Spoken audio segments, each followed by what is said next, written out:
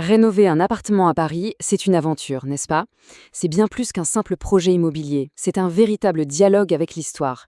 Alors la grande question, c'est comment insuffler de la modernité dans des murs chargés de vécu sans pour autant trahir leur âme?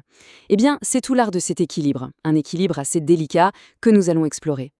Et justement, cette ambition, elle est parfaitement résumée par cette phrase: créer un espace moderne tout en préservant le charme historique du passé. C'est ça, c'est vraiment le fil conducteur de toute rénovation réussie dans la capitale. L'objectif n'est pas du tout d'effacer le temps, mais plutôt de l'intégrer avec élégance.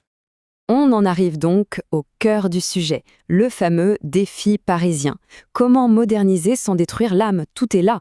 En fait, il s'agit de respecter cet héritage architectural absolument unique, le style haussmannien en tête bien sûr, tout en l'adaptant à nos modes de vie d'aujourd'hui. C'est une véritable conversation entre les époques.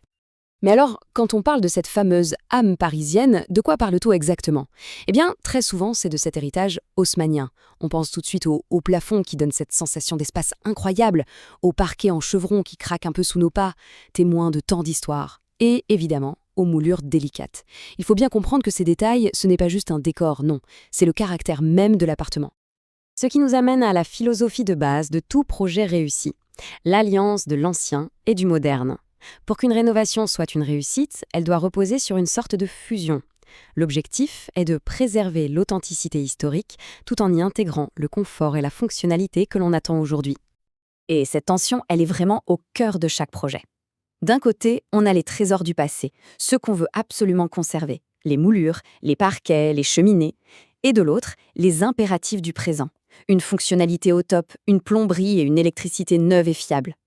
Le véritable enjeu, c'est de réussir à faire cohabiter ces deux mondes en parfaite harmonie. Bon, maintenant que la philosophie est posée, passons à la pratique. Comment s'y prend-on concrètement? Forcément, un projet d'une telle ampleur exige une approche très structurée, sinon on risque de se perdre en chemin. Alors, voici une feuille de route en 5 étapes clés pour y arriver. Et attention, avant même de penser à toucher à un seul mur, tous les experts vous le diront, la clé, c'est la planification. Une planification rigoureuse, c'est-à-dire un plan ultra détaillé qui prend tout en compte. Le budget, le calendrier, les objectifs. C'est simple, ce n'est pas négociable. C'est vraiment le socle sur lequel tout le projet va reposer. Alors, ce parcours, comment il se déroule?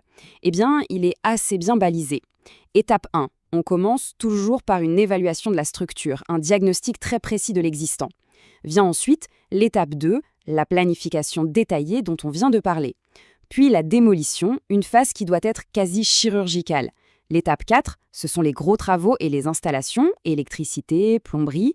Et enfin, l'étape 5, le moment attendu, les finitions et la décoration, ce qui va vraiment révéler le caractère unique du nouvel espace.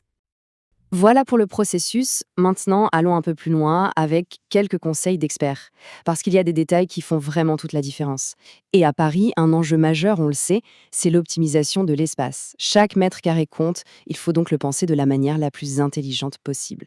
C'est la grande question, n'est-ce pas? Comment optimiser chaque mètre carré?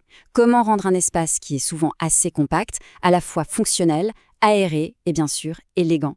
Heureusement, les architectes d'intérieur ont planché sur la question et ils ont des solutions très concrètes. Quelles sont ces astuces? 4 grandes stratégies se démarquent. D'abord, les meubles multifonctionnels. Ensuite, les rangements intégrés sur mesure pour exploiter le moindre recoin. Troisième point, absolument crucial, l'éclairage. Un bon éclairage peut littéralement métamorphoser la perception d'un volume. Et enfin, un classique, les couleurs claires, qui vont refléter la lumière et donc agrandir visuellement l'espace. On arrive donc au terme de ce parcours. Ce qu'il faut retenir, c'est que la rénovation d'un appartement parisien est bien plus qu'une série de travaux. C'est la création d'un lieu de vie personnel, un espace unique qui raconte une histoire, à la fois celle du bâtiment et celle de ses habitants. Au fond, tout revient à cette idée fondamentale, d'équilibre. Comme le dit si bien cette phrase, le succès, c'est de trouver ce point de rencontre parfait entre l'héritage et la modernité. Il ne s'agit pas de choisir un camp contre l'autre, non, mais de les marier avec justesse pour créer un lieu de vie qui soit vraiment unique. Ainsi, avec une planification rigoureuse et une vision claire, il est tout à fait possible de révéler le potentiel parfois caché de chaque intérieur parisien, tout en préservant son âme pour les décennies à venir. Car au-delà des plans et des matériaux, la vraie question qui demeure, c'est celle-ci. Quelle nouvelle histoire ces murs s'apprêtent-ils à raconter?